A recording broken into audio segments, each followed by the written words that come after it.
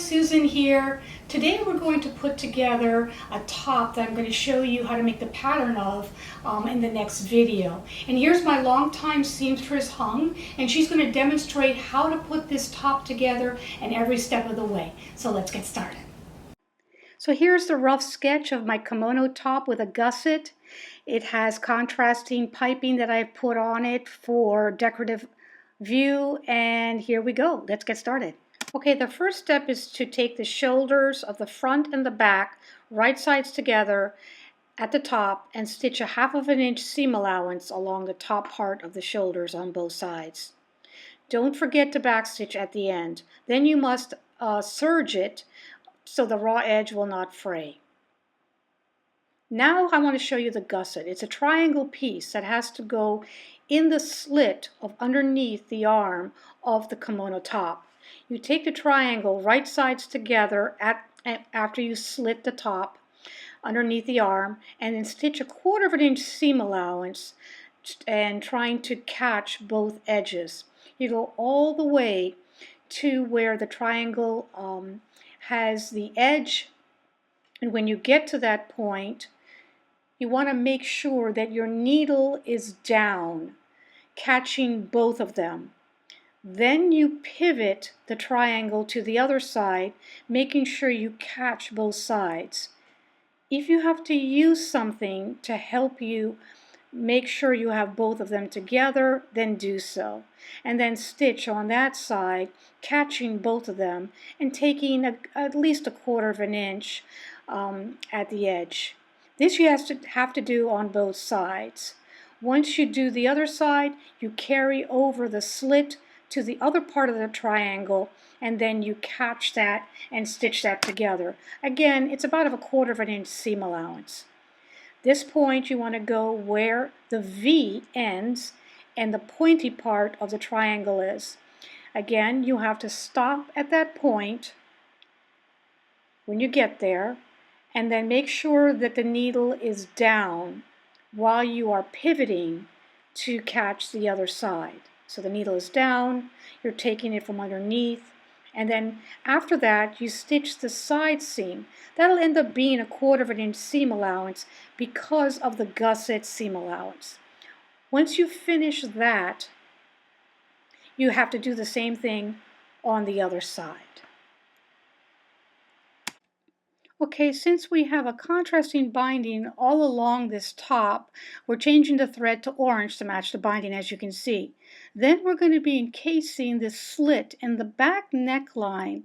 That's in order to get into the garment. She's just encasing that with the binding, backstitching at the end, cutting off the excess. Then she has to turn back a portion of that binding in order to encase the raw edge of the binding that's already up there.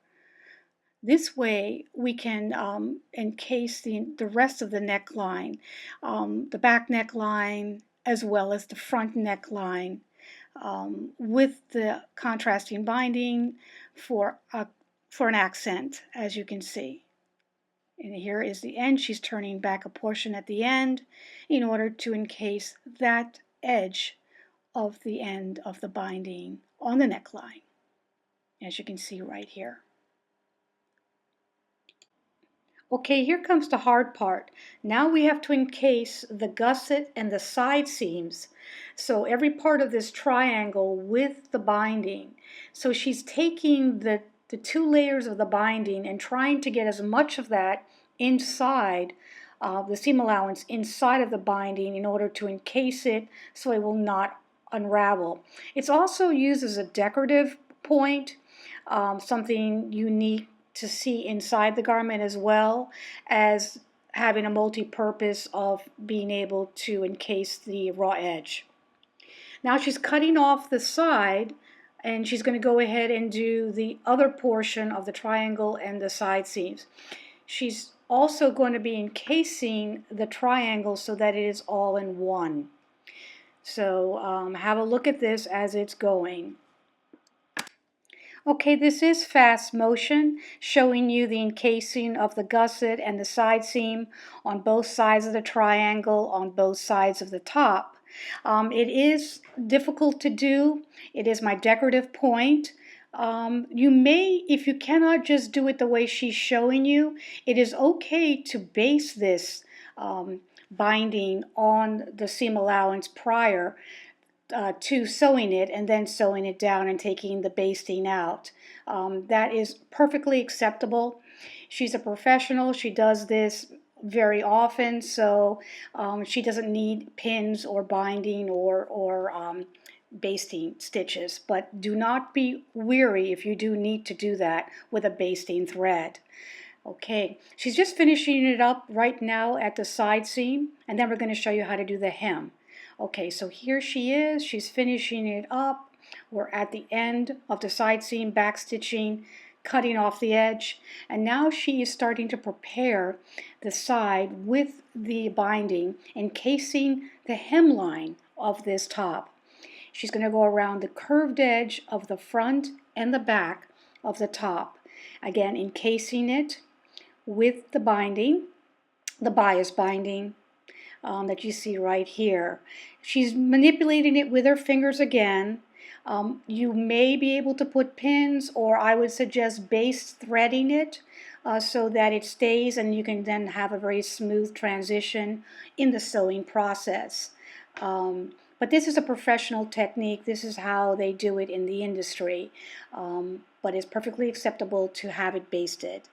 So she's finishing it up on the back side of this top as well, and then there's a special thing that she has to do to the end of the binding so that it's finished, cutting off any excess threads on the fabric so that it is easier to encase it properly, because you just have a small period of space in order to encase this into the binding, so it has to be as smooth as possible, and so that you are able to have a nice smooth shape. I like the look of it. I guess you could do this without the piping or the binding, but this is one of the little perks of this particular top. And it is one of my signature things to have the inside of my tops as wonderful and as special as the outside.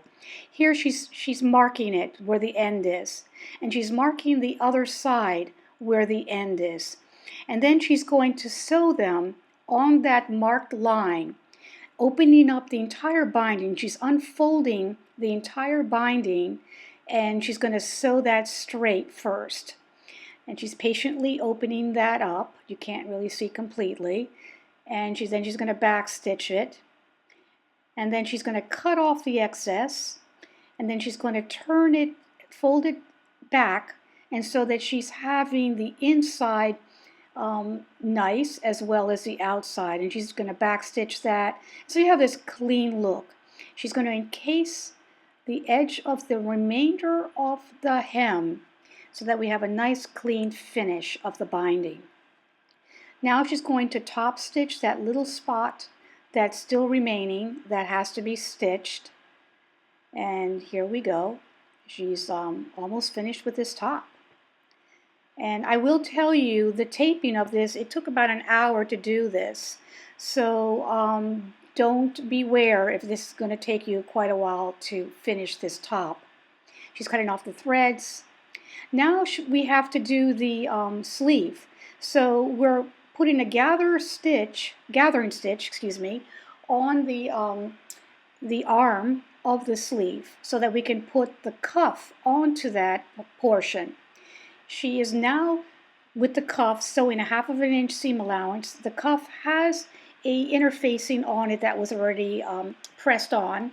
She's folding it in half, and now she's making a half, or about a 3/8 inch stitching on the edge of the binding. The edge of this cuff, so that it stays in one place and we don't have to worry about it not being perfectly folded. So after she does that, she's going to finish that off, and now she's going to be pulling the gathered threads. So it was a larger thread, probably a 4 or 5, I would suggest, and she's just gathering it up slowly on one side, and she will do it on the other side. She's measuring it to the cuff to make sure she has enough of it gathered to fit the cuff. So she's just going to manipulate it and gather it till she gets the length of that cuff. After she gets the length she wants, she's going to double knot it so that it doesn't move from the point that she wants it to stay at. And that's what she's going to do also on the other side. She's going to take the other side of it and do the same thing. She's just now moving the gather so that it is pretty equal, or even, I should say, all the way across that side of the sleeve.